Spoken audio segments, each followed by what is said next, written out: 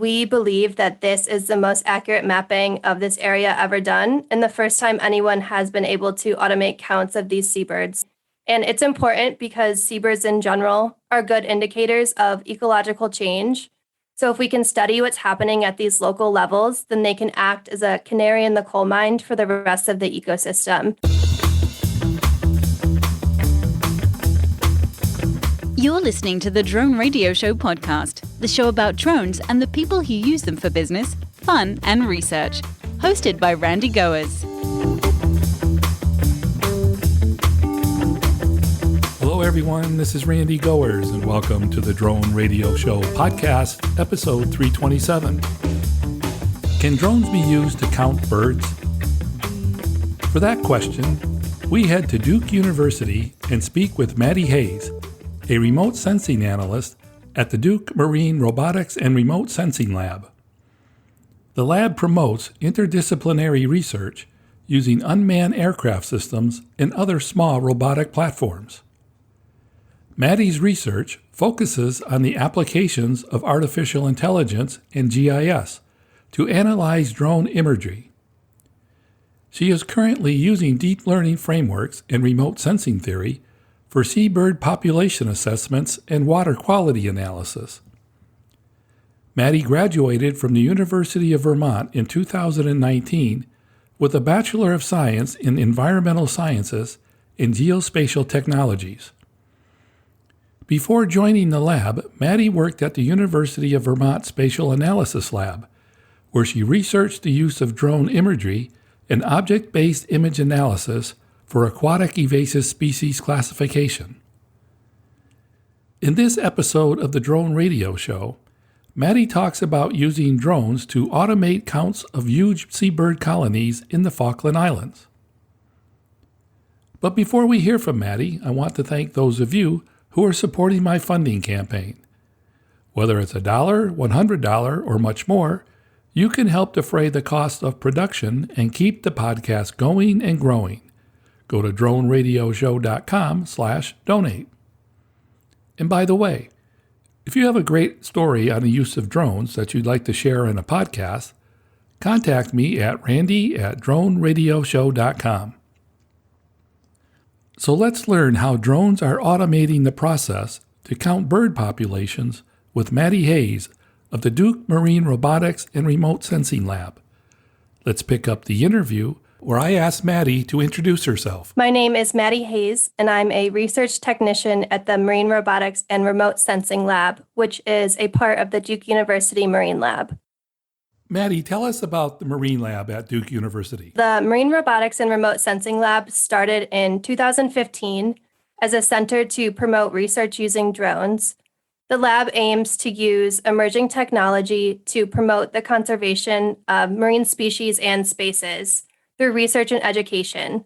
The lab incorporates biological, ecological, engineering, and computational expertise for research including population assessments, habitat studies, behavior and morphometrics, translational projects, and computer vision and deep learning for everything from oysters to blue whales, locally and as far as Antarctica.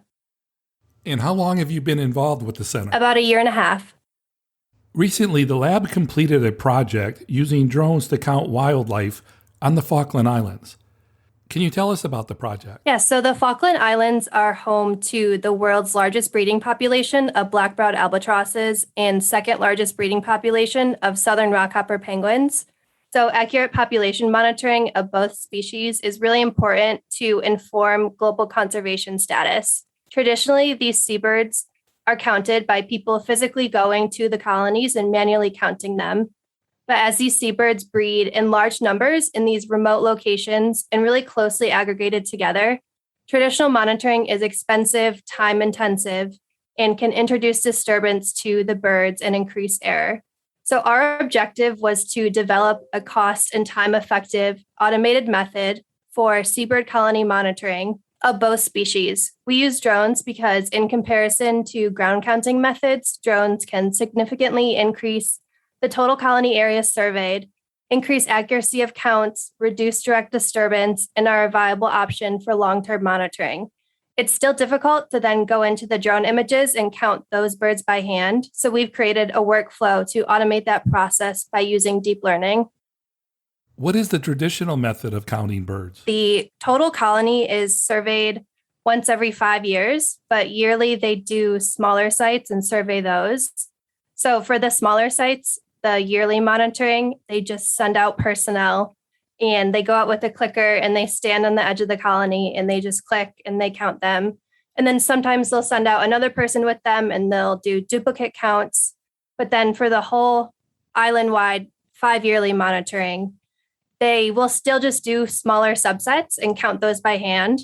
But then they just extrapolate that to the whole colony and just kind of assume that they're making the correct assumptions. It's got to be a little challenging, isn't it? I mean, don't the birds move? These specific birds are not that mobile, but in general, yes. And I will mention as well that the southern rockhopper penguins do nest within the black-browed albatross colonies. And the penguins are much smaller. So if you're standing on eye level with these bird colonies, it's really hard to see where those penguins are. How does the process work using drones? The drone process itself is pretty straightforward. They were still doing the traditional ground counts, but for the drone work, we just went out with a quadcopter to collect imagery of all the colonies. And we decided to use the quadcopter for the vertical takeoff and landing capabilities in really rough terrain because these seabirds do nest on steep cliffs along the coastline. And for the drone surveys themselves, they were conducted during the incubation period for both species. So we would expect to see a single member of the black-browed albatross pair sitting on the nest, and the southern rockhopper penguins are present at the nest as pairs. And then for flights over the colonies were just conducted in overlapping parallel lines that were predefined with an average altitude of 90 meters. Doesn't the sound of the drones disturb the birds? No, not for these specific species. And for wildlife surveys in general, you do need to get a permit to make sure that you're following protocol and that you're not disturbing these animals, because it would be kind of silly if we were trying to create a more accurate and efficient method and we ended up disturbing the colonies in the process, because then that wouldn't be quite so accurate. So it does involve a little bit of pre-planning, but for these particular species, they are not disturbed by the drone. How many birds or penguins are typically in a group? So that really depends on the site. So we did 12 different colony areas. And within those 12 areas, you can expect to see upwards of 20,000 pairs. Wow, that's a lot. So what happens once the images have been taken? We actually stitched together the drone images from each of those 12 sites to build a larger image called an orthomosaic. And then from there comes in the deep learning.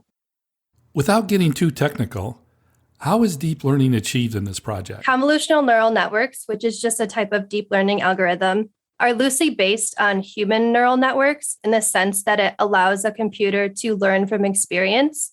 So it's kind of like when you were really young and you saw a bird for the first time, your brain stored away that image. So the next time you saw a bird, you remembered what it was. So what this looks like for the computer is that the CNN ingests the imagery and iteratively scans with this series of what we call learn filters that transform the input data into higher level features, representing aspects that are important for the task the CNN is being trained to do. So in this case, those aspects could include beaks, wings, stuff like that. If you have a colony of 20,000 birds, how long does it take for the AI to scan? The training process takes the longest, well, building up those labels to train the CNN. But once your model is trained, for this particular project, it really depends on the size of the imagery. But the longest time I saw to count 100,000 birds was a couple hours. And if you had to do that manually, how much time are we talking about? Days or weeks. Can you go into more detail on the AI training process? For the deep learning to be integrated into this project, the convolutional neural network first had to be trained on a subset of images with the objects of interest manually labeled. So I went through and labeled both bird species manually on the imagery from about half the colony areas. And then that labeled imagery is split up into training, validation, and testing data. So the training data is, of course, used to train the model. The validation data is used to determine the stopping point. And then the testing data is previously unseen imagery that is used to determine the final accuracy of the model. So the albatross model was trained with around 12,000 labels, and then the penguin model was trained with around 25,000 labels.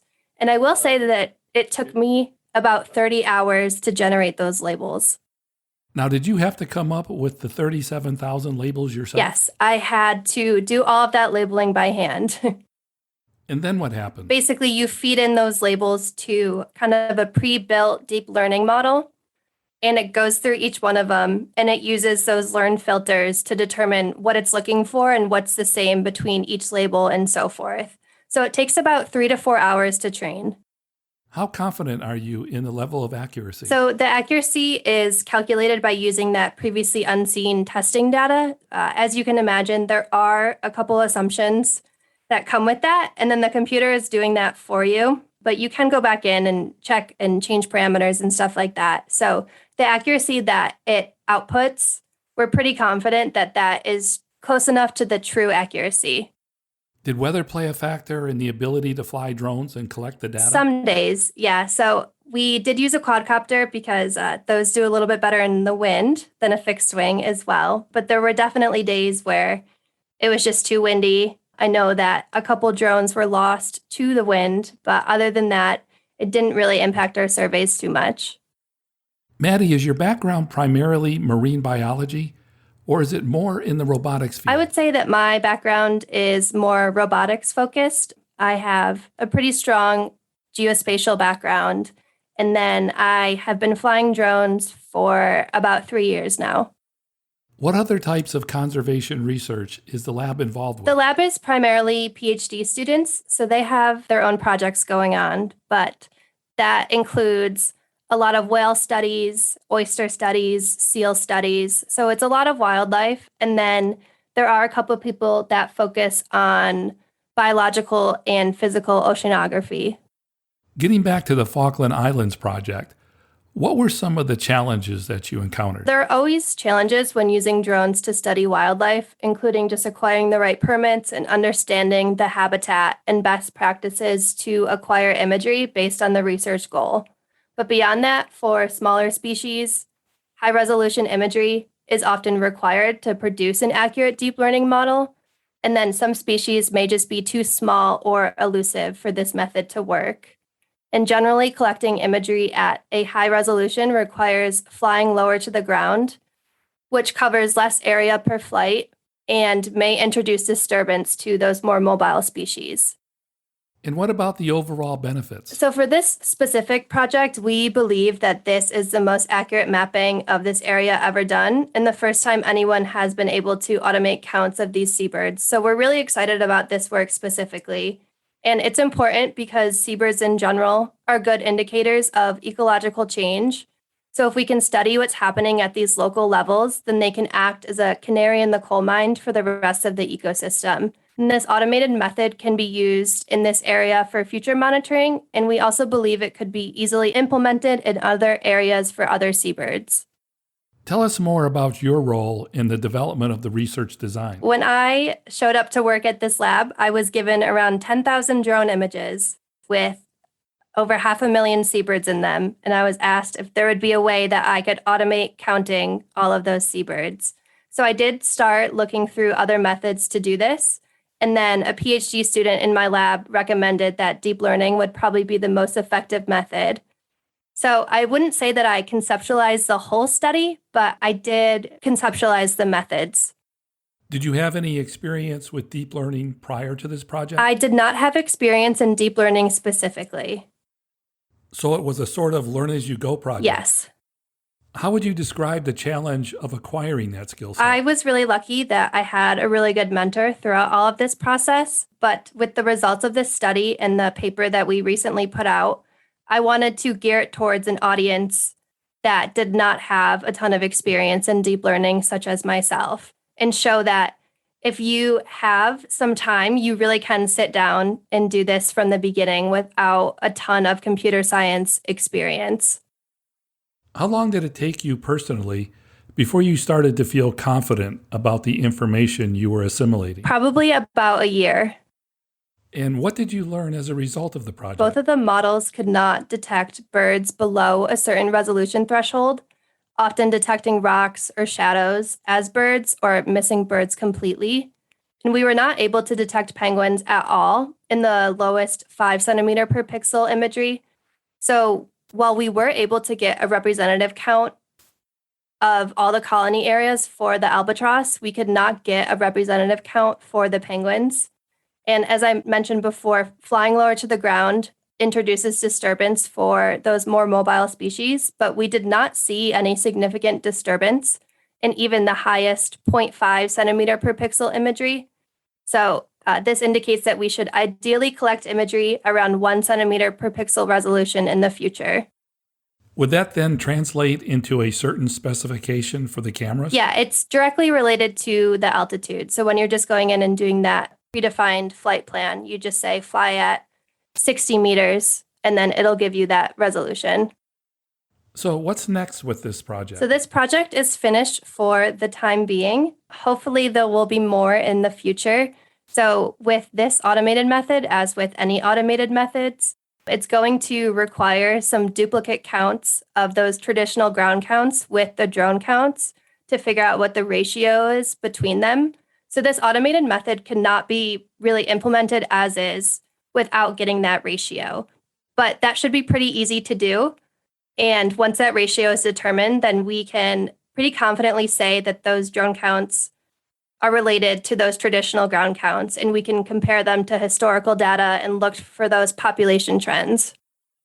For the Falkland Islands, will this approach be part of the annual counting exercise? I would hope so. So those deep learning models are built. So if they collect more drone imagery, they would just really need to put that imagery, just feed it into the computer, and the computer should pretty accurately give them the counts of the black-browed albatrosses and the southern rockhopper penguins.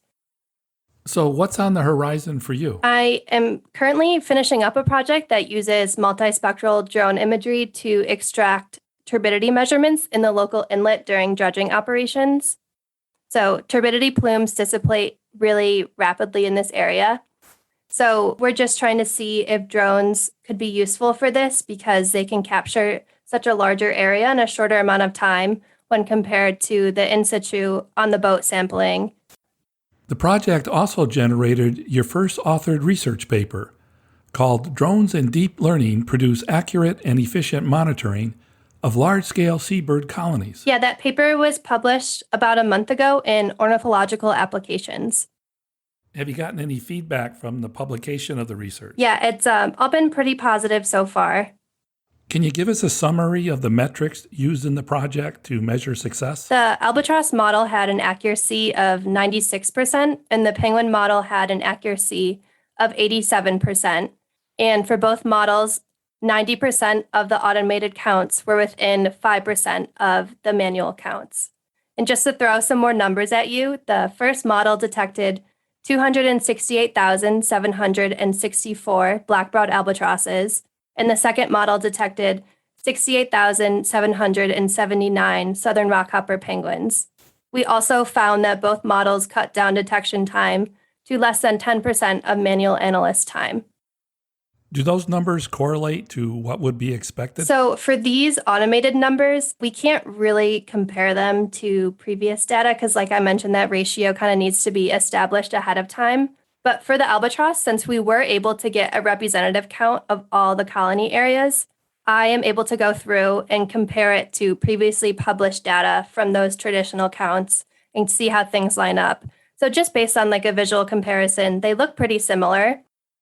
When you look back at this project, what aspects are you most proud of? I would say I'm most proud of the fact that I didn't have any deep learning experience beforehand, and I was able to really sit down for a year straight and work on this and build something that has such high accuracy.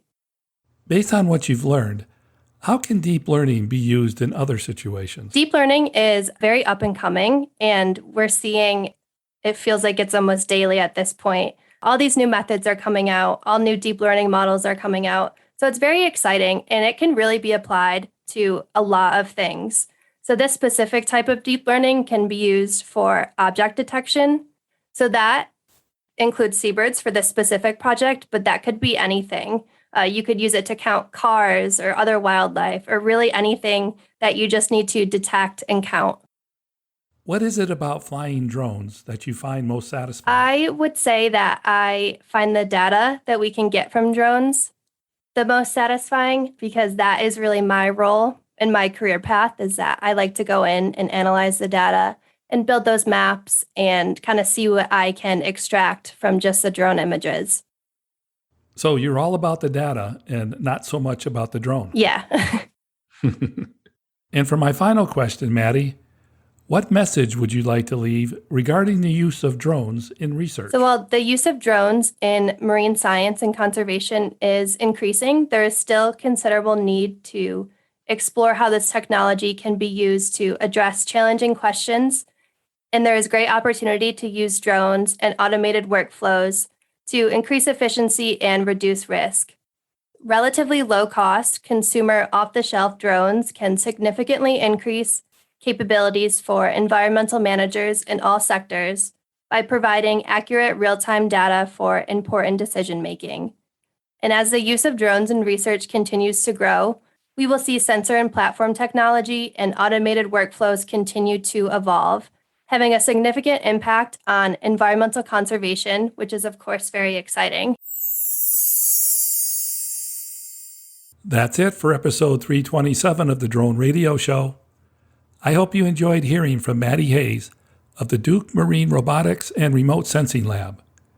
I want to thank Maddie for taking the time to speak with me. If you want to learn more about the Remote Sensing Lab or want to connect with Maddie, check out the webpage at marineuas.net. If you like the Drone Radio Show, please consider supporting the podcast with a small donation. The content is always free, but for as little as $1, you can help defray the cost of production. To donate, go to droneradioshow.com/donate. And thanks for listening. Your support means a lot to me, and I hope you'll listen to more episodes of the Drone Radio Show podcast to hear how others are using drones for business, fun, and research. For the Drone Radio Show, I'm Randy Goers.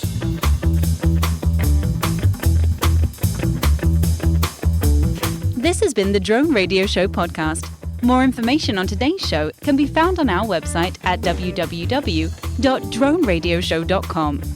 If you're using drone technology for business, fun, or research and would like to share your experience on the show, please visit our website and fill out a guest appearance application. And don't forget to follow us on your favorite social media channels.